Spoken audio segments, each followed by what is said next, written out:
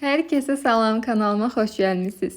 Videomuza keçməzdən öncə sizdən kiçik bir xahişim var. Videoların davamlı olmasını istəyirsinizsə və bəyənirsinizsə, zəhmət olmasa kanalıma abunə olun, videoları bəyənin və şərh yazmağı unutmayın. İndi isə başlayaq dərsimizə. Biz 3-cü sinif Azərbaycan dərsliyində baxırıq səhifə 38-ə. Yeni bir fəslimiz başlayır. Fəslimizin adı olacaq Dünya xalqları. Bir A tapşırığında yazılıb. Şəkildəki məlumatlardan da istifadə edərək müxtəlif dillərdə bir-birinizi salamlayın. Bu sinifdə keçirə biləcəyimiz bir tapşırıqdır. Məsələn, bir uşaq deyəcək, bonjour, mən fransızam, Fransada yaşayıram. Digər uşaq məsələn deyə bilər ki, salam, mən Azərbaycanlıyam, Azərbaycanda yaşayıram və s. Mətnimizin adı isə olacaq salamlaşma adətləri. Mətni oxuyuram, diqqətlə qulaq asırıq. Hər birimiz gün ərzində dəfələrlə əl sıxıb salamlaşırıq. Bu salamlaşma formasının qədim tarixi var. Qədimdə kişilər özləri ilə silah gəzdirərdilər. Hər zaman döyüşə hazır olmaq üçün onlar silahı sağ əllərində tutardılar. Amma xoş məqsədlə görüşəndə silahı sol ələ keçirər, sağ əllərini bir-birinə uzadardılar. Bununla da onlar sülh niyyəti ilə görüşdüklərini nümayiş etdirərdilər. Salam sözünün özü də sülh, əmin-amanlıq deməkdir. Bir çox xalqların özünə məxsus salamlaşma adətləri var. Hindistan. Hindlilər salamlaşarkən hörmət əlaməti olaraq ovuclarını bir-birinə sıxır və əllərini sinəyə tuturlar. Qədim tarixə malik Hindistanda bu cür salamlaşmanı namaste adlandırırlar. Türkiyə. Türkiyədə uşaqlar və gənclər yaşlılarla salamlaşarkən xüsusi hörmət nümayiş etdirirlər. Onlar əyilib böyüyün əlini öpür və alınlarına qoyurlar. Yaponiya. Yaponlar salamlaşarkən bir-birinə baş əyirlər. Onlar öz böyükləri və müəllimləri ilə görüşərkən başlarını daha çox əyirlər. Judo və karate kimi yarışlarda da rəqiblər bir-birinə baş əyirlər. Bu da həmin idman növlərinin Yaponiyada yaranması ilə bağlıdır. Hərbi salamlaşma. Yəqin ki, əsgər və zabitlərin salamlaşmasını görmüsünüz. Onlar əllərini gicgaha apararaq hərbi salam verirlər. Bu salamlaşmanın da tarixi qədimdir. 100 illər bundan əvvəl döyüşçü cəngavərlər niqab taxırdılar. Dəbilqənin bir hissəsi olan niqab sifəti zərbədən qoruyurdu. Cəngavərlər bir-biri ilə qarşılaşarkən niqabı alına qədər qaldırırdılar. Bununla da onlar qarşısındakı adamın dost ya düşmən olduğunu təyin edirdilər. Zaman keçdikcə hərbi geyim dəyişdi, amma bu jest hərbi salamlaşma kimi qaldı. Göründüyü kimi salamlaşma adətləri müxtəlifdir. Onların məqsədi eynidir. Görüşərkən qarşıdakı adama hörmət ifadə etmək. Gəlin söz boğçasındakı sözlərin mənalarına baxaq. Əmin-amanlıq, sülh, sakitçilik dövrü. Niqab, üzü təbii təsirlərdən və bəd niyyətlərdən qorumaq üçün gözlərdən başqa bütün üzü və ya bir hissəsini örtmək üçün istifadə edilən bir növ pərdə. Keçmişdə cəngavərlərin başı və üzünü kənar təsirlərdən qorunmaq üçün dəmir başlıq. Cəngavər, cəsarətli, məharətli, yaxşı vuruşan döyüşçü deməkdir. Gicgah kəllənin qulaqdan alın sümüyünə qədər olan hissəsi. Özünə məxsus, yalnız birinə aid olan deməkdir. Keçdik səhifə 40-a. Çalışma B-də deyir ki, sualları cavablandırın. Bu da əslində sinifdə apara biləcəyiniz bir prosesdir. Salamlaşarkən əl sıxmaq adəti nə ilə bağlıdır? Bunun cavabı elə əvvəldən var idi. Dedik ki, bu adət keçmişdən gələn bir adətdir. Qədimdə kişilər özləri ilə silah gəzdirirmişlər. Hər zamanda döyüşə hazır olmaq üçün onlar silahı sağ əllərində tuturmuşlar. Xoş məqsədlə görüşəndə isə silahı sol ələ keçirər, sağ əlləri ilə bir-birinə uzadıb görüşərmişlər. Yəni sülh məqsədi ilə. Salam sözünün mənası nədir? Sülh, əmin-amanlıq. Hərbi salamlaşmanın tarixi nə ilə bağlıdır? Ən sonda var idi. Bu salamlaşmanın da dediyi ki, tarixi qədimdir. 100 illər bundan əvvəl döyüşçü cəngavərlər niqab taxırdılar. Dəbilqənin bir hissəsi olan niqab sifəti zərbələrdən qoruyurdu. Cəngavərlər də bir-biri ilə qarşılaşarkən niqabı alına qədər qaldırırdılar. Bununla da onlar qarşısındakı adamın dost və ya düşmən olduğunu təyin edirdilər. Bu jestə ilə həmin vaxtlardan qalıb. Mətndə hansı xalqların salamlaşma adəti ilə tanış oldunuz? Yapon, Türk, Hindlilərin deməli salamlaşma adətləri ilə tanış olduq. Çalışma deyir ki, mətnin sonuncu hissəsi əvvəlkilərdən nə ilə fərqlənir? Mətnin əvvəlki hissələrində müxtəlif xalqların salamlaşma adətləri haqqında məlumat verilir. Mətnin sonuncu hissəsində isə əksər xalqlarda qəbul edilmiş hərbi salamlaşma tarixindən danışılır. Çalışma 2. Salamlaşarkən istifadə olunan ifadələri seçin. Gəlin seçək və altından xətt çəkək. Xoş gördük, bəli. Salamlaşarkən istifadə edə biləcəyimiz bir ifadə. Mübarəkdir, xeyr. Yeni nə isə alanda həmin zaman qarşımızdakına deyə bilərik ki, mübarəkdir. Üzr istəyirəm, xeyr. Səhv bir hərəkət eləyəndə üzr istəyə bilərik. Salam, bəli, salamlaşarkən səhər görmüşüksə bir-birimizi sabahın xeyir deyə bilirik altından.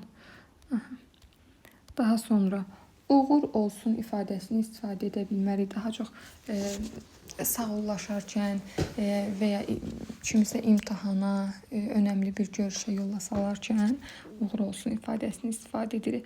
Axşamınız xeyir, bəli, olar. Çox sağ olun, xeyr, düzgün deyil. Salamlaşarkən istifadə etmək, hər vaxtınız xeyir, bəli. Bunları seçə bilərik. Baxın, çalışma çeyində burada dəftərdə yazmışam sizlər üçün.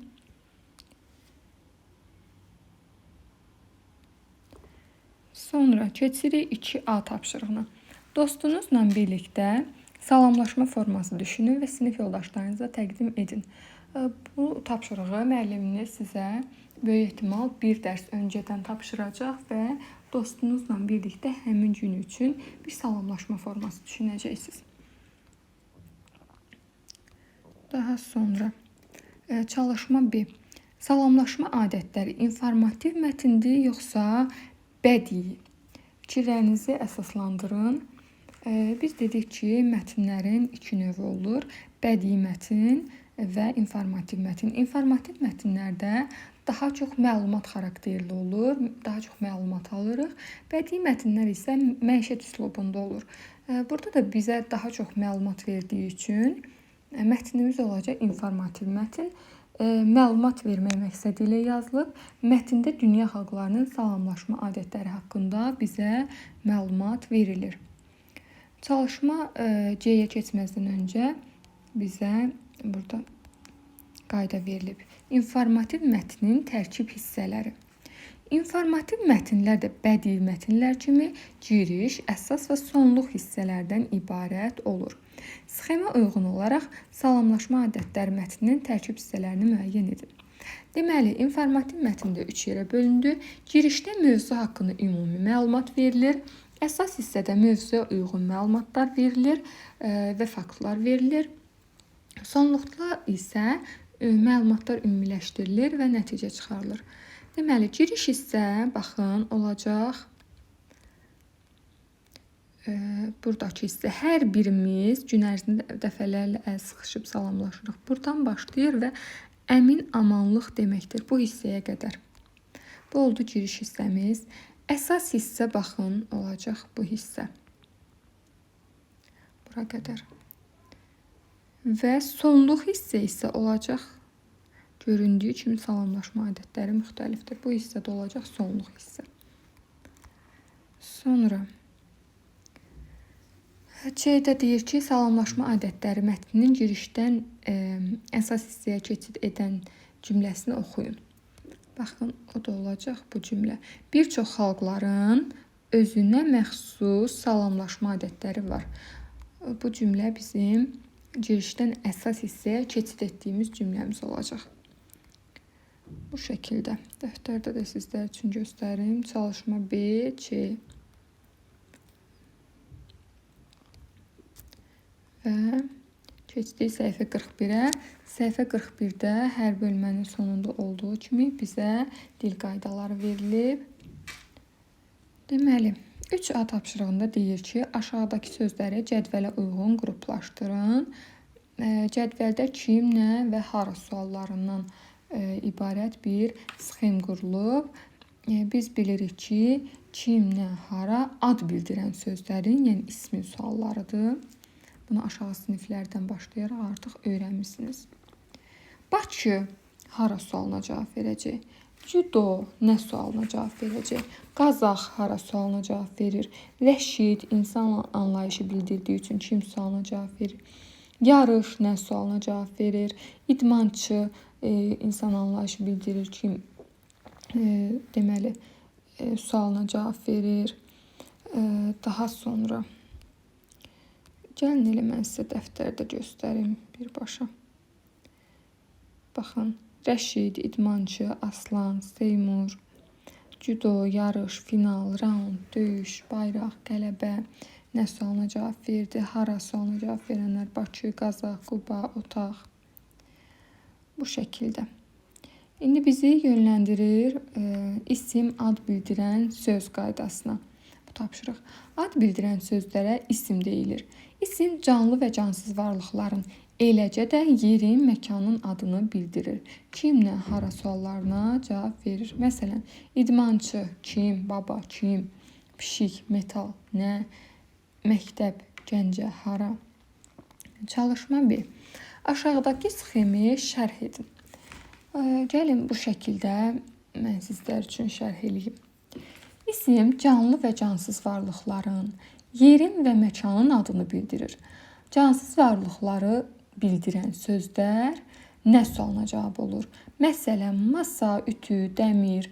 Heyvanlar canlı varlıqlardır. Lakin heyvanları bildirən sözlər də nə sualına cavab olur? Məsələn, şir, delfin, bülbül, pişik, it. İnsanları bildirən sözlər isə kim sualına cavab olur? Məsələn, həkim, müəllim, mühəndis, əmi, dayı, gülnar və s. Yer və məkan adları bildirən sözlər isə hara sualına cavab olur. Məsələn, dağ, kənd, küçə. Bu şəkildə. Çalışma C-də bizə verilib ki, verilmiş sözlərə uyğun şəkilçilər artırmaqla kim sualına cavab verən sözlər düzəldin. Arı olacaq arıçı, pambıqçı, üzümçü, traktorçu, yazıçı, neftçi, qoruqçu, bağban, vətəndaş, sənətçi. Bu şəkildə. Və yenə kiçik bir qayda verilib. Bizə aşağıda diqqət et bölməsində bir çox varlıqları gözlə görmək, şəklini çəkmək mümkündür. Məsələn, bayraq, ağac, dəftər, qələm, kompüter, televizor, ev. Bunların şəklini də çəkə bilərik, toxuna da bilərik. Belə varlıqları bildirən isimlərə konkret isimlər deyilir. Lakin elə varlıqlar da var ki, gözlə görünmür. Yalnız biz onları təsəvvür edə bilirik. Məsələn, fikir. Fikri gözlə görə bilmirik. Sevinç. Gözlə görmək olmur. Belə varlıqları bildirən isimlər mücərrəd isimlər adlanır. Mücərrəd isimləri seçib yazın, qarşısında sualını qeyd edin. Bu isimlər hansı suala cavab verir? Deməli, dəniz. Dənizi görə bilirik biz, ona görə də bunu seçə bilmirik. Mücərrəd deyil, yəni konkretdir.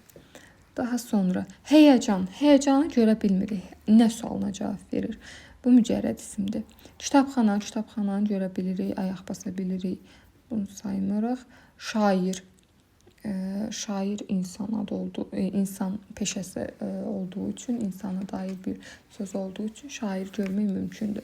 Türkiyə ölkədir, görə bilirik. Yaxşılıq. Nə? Kimisə yaxşılıq eləyirsən, amma bu yaxşılığı gözlə görmək olmur ki. Mücərrəd anlayışdır, ona görə nə sualına cavab verir? Mühəndis, insan anlayışı bildirir. Kim sualına cavab verir? Bu mücərrəd deyil. Ağıl. Ağılı görmək olmur. Yenə nə sualına cavab verir? Qorxu. Qorxunu da görmək olmur. Hasarı görmək olur. Hasar. evin ətrafına çəkilən çəpərgəni görə bilirik. Ona görə də bunu aid eləmirik. Konkret isimdir və qələbə. Qələbəni də gözlə görmək olmur. Bu da olacaq mücərrəd isim. Dəftərdə mən sizə yenə göstərim çalışmacı və çalışmaçını. Bugünlük bu qədər uşaqlar. Digər videolarımızda görüşərik. Sağ olun, salamat qalın.